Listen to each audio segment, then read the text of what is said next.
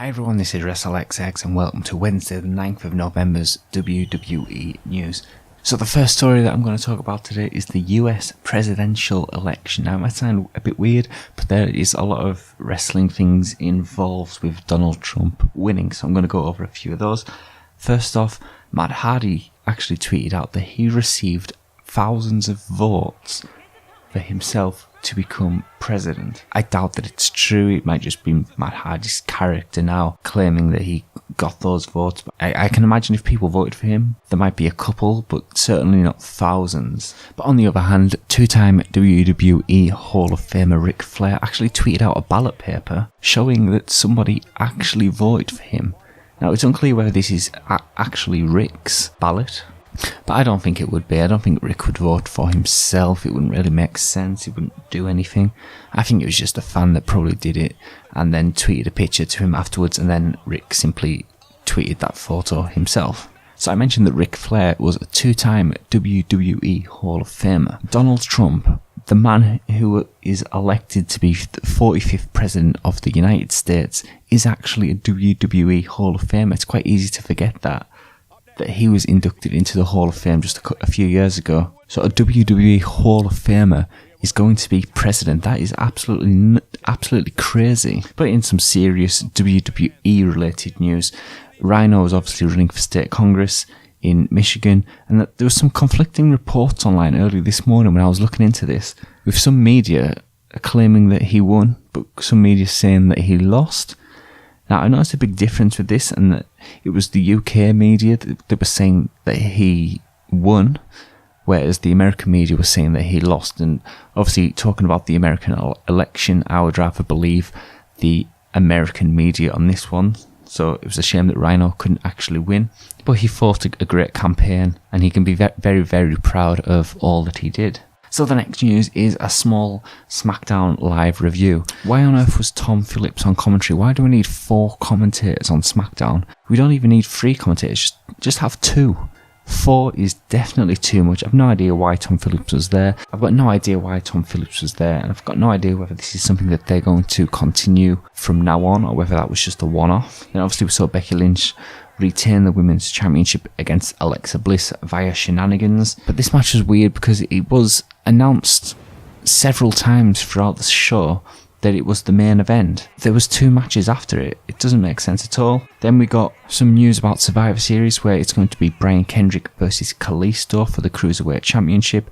And if Kalisto wins, then the whole Cruiserweight division, including the Cruiserweight Championship, obviously, will be coming to SmackDown.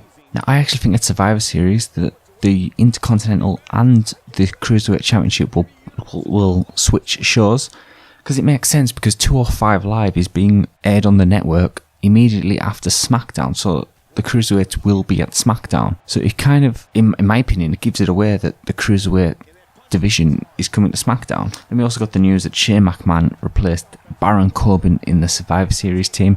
I'm not sure whether I agree with that. I was kind of looking forward to see Baron Corbin in there, but I've said all along that SmackDown will win.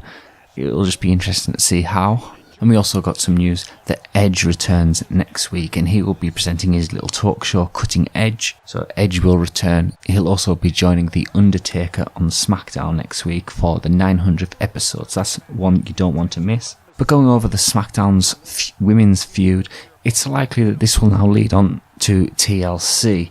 So No DQ are reporting that the match is being lined up for TLC.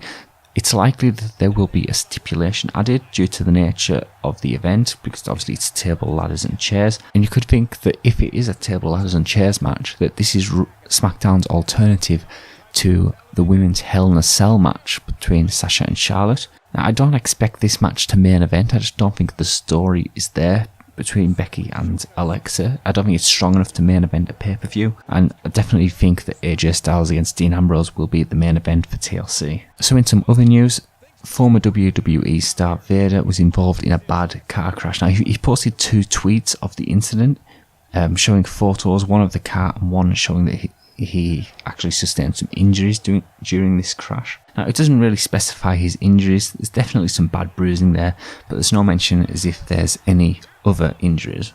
So obviously we wish Vadar a speedy recovery, hope he gets over those injuries soon. And the final story that I'm going to talk about today is that Kevin Owens was trolling AJ Styles on Twitter. There's a fun little interaction between the Universal Champion and the World Champion.